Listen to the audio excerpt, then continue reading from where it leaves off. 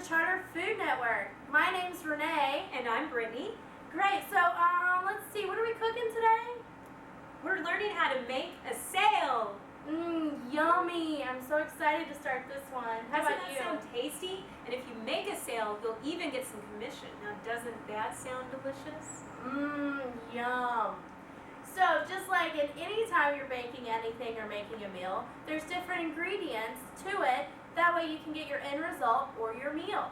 So today we're going to go over quite a few different ingredients that you need to actually make an offer and close a sale and get some tasty commission. So our first one, it's about we're wanting to build a strong foundation with our customers. Well, why do we want to build a strong foundation?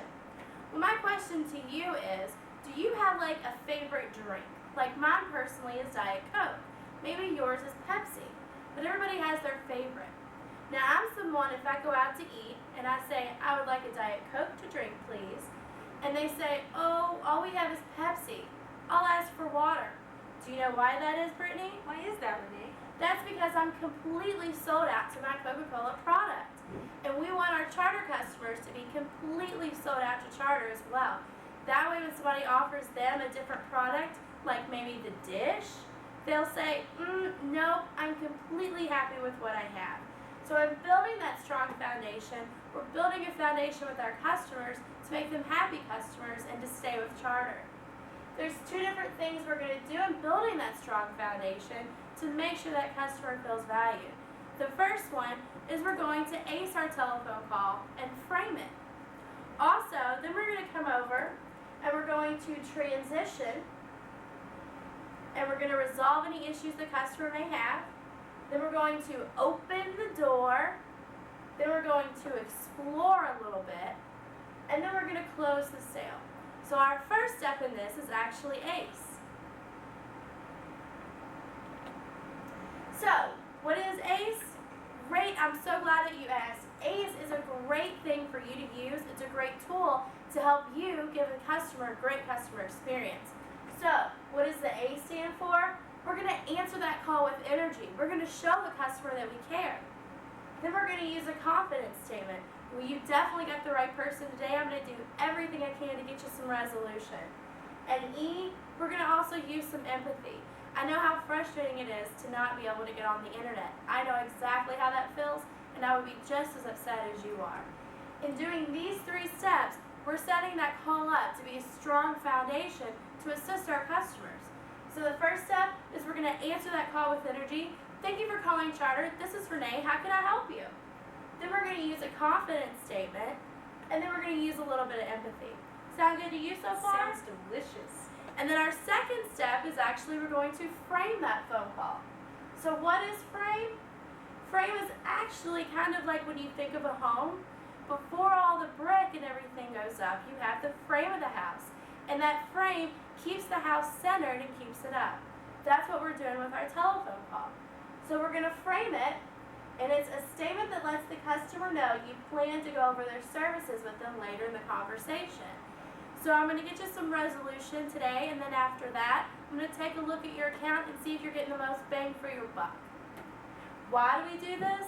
It prepares the customer and kind of gives them an expectation of how the call flow is going to go. When you do this early in the call, right after your confidence or empathy statement, you should come in and frame the call. So our first two steps of building a strong foundation is we're going to ace our call, and then we're going to use a great frame statement. It sure does smell good. Let's mix it all together. And what do we have next? I do believe we have transitioning our phone call. We're going to resolve the customer's issue to the best of our ability. Now, here's the key. Resolution doesn't mean that we're actually going to be able to get the customer back online. What it does mean is that we're going to offer them a solution, whether it be a tech coming out to their home, or we're going to offer them a phone number to a third-party vendor. And then we're going to transition our telephone call. Get a yes, the customer's issue's been resolved. So I've got you an appointment set up for tomorrow at 5. Somebody's going to come out and take care of that issue. Do you have any other questions on that? Nope, I'm good. Great. I love how customers talk back to you. And then we're going to transition. Now there are two possible ways that you can make the transition. First, ask the customer if it's okay to go over their services with them, which that's kind of opening the door for the customer to say no. Is it still okay that I take a look at your account? Or now that I've got you some resolution on your issue, I'm going to go ahead and take a look at your account and see if I can save you a little bit of money. Second, we're going to inform the customer that we're going to go over their services with them. We're going to take a look at your account and make sure you're getting the most value out of your services. I see you have our High Speed Plus. It's a great value for your money. You always want to reward the customer and tell them what a great decision they've made for already choosing Charter. So we have our transition, and the next thing we're going to have is we're going to look at overcoming those obstacles and having that needs-based conversation with our customers. That one smells even more tasty than the first one. Delicious. They're cooking up something good.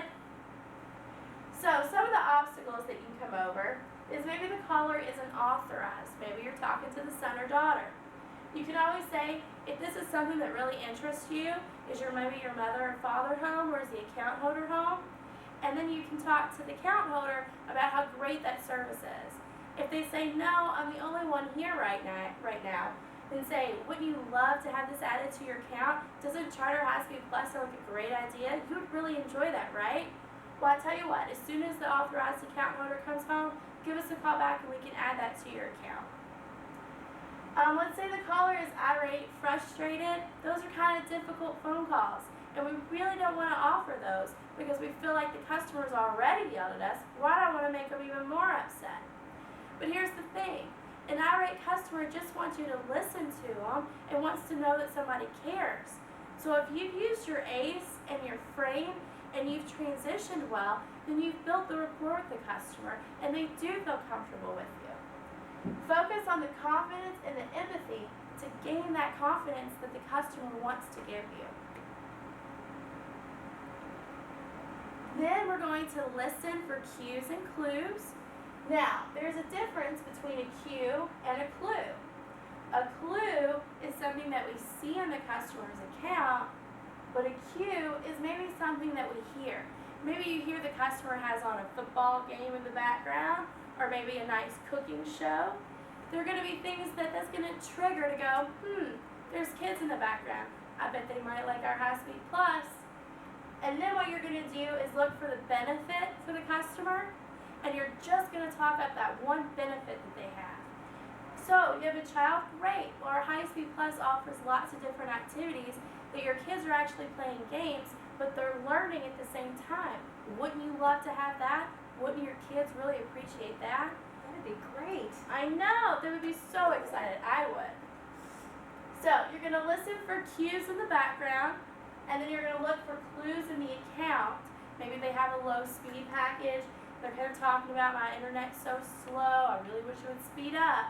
That's going to give you a clue that maybe a faster speed package is going to be something that they would enjoy.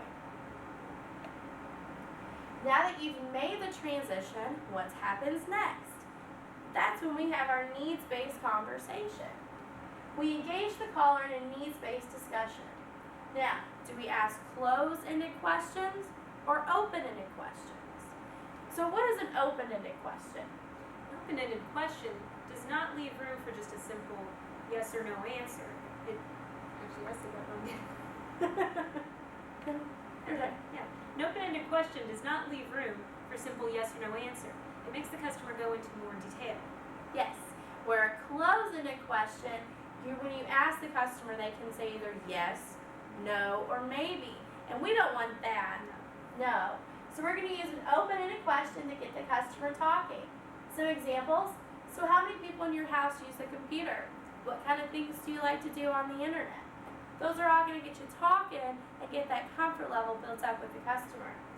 Then we're going to dig just a little bit deeper, and we're going to ask 2 to 3 follow-up questions. This is going to help you understand what the customer's needs and interests are. Then you're going to focus on that one benefit that you know the customer is going to love. Be sure to ask questions about new services, an upgrade, and a new feature. Determine which product or services match the needs that the customer has shown they need. Now, if you were to offer me maybe MLB.com, I'm not going to be too interested in that, would you? No, and I don't really need Clever Island either because I don't have kids. Nope, but if you offer me a higher speed package, I'd be all about it because I do love my speed. And if you offer me charter music, you know I'm going to take it because I listen to music all day long. Yes, so it's about tailoring your offer to what that customer is actually going to be interested in. You can't just go offering anything. You have to find out exactly what that customer wants. Some helpful hints. When in doubt, cross-sell first. Take advantage of opportunities with older packages. Be sure to explore interest in a new package of the same or higher value. Use your resources. Learn and know them like the back of your hand and use them. Don't make assumptions. Just because I may sound sporty doesn't mean I like sports. Or just because I have sports on the background doesn't mean I'm actually watching it. So make sure that you're actually looking at what the customer wants. And don't ever assume that the customer doesn't want to buy it or that they don't have enough money to buy it. You never know till you ask. And then we're going to keep the conversation comfortable. We're not going to be pushy. We're not pushy salespeople here. All we want to do is find a product that the customer would be happy with and make that offer to them. Have you ever had a service and your friend has the same service and you find out they're paying less and they're actually getting more? How did you feel? I was pretty upset. I was furious. I instantly called them. And we don't want our customers to feel that way. We don't want them to know that their neighbor has High Speed Plus, but they didn't get the offer. We want to make sure that they know what's available to them. So you've had the discussion and the needs-based conversation. Now, we're going to make that tasty offer. Now, when you make that offer, you're going to focus on the benefit for the customer. Here's the one thing. We don't want to go telling them everything that High Speed Plus offers them. We want to focus on that one benefit that's there, maybe Clever Island for their children, and we're just going to focus on how nice it would be. Then we're going to get that agreement of, doesn't that sound nice? Doesn't that sound like something you would enjoy? And of course, they're going to go, yes, that sounds great. Okay, well, let me go ahead and put that on your package. Overcoming objections. Acknowledge the customer has a concern. You don't just want to ignore them if they say, well, I don't really think I have the money. Well, I don't really think I'm going to use it.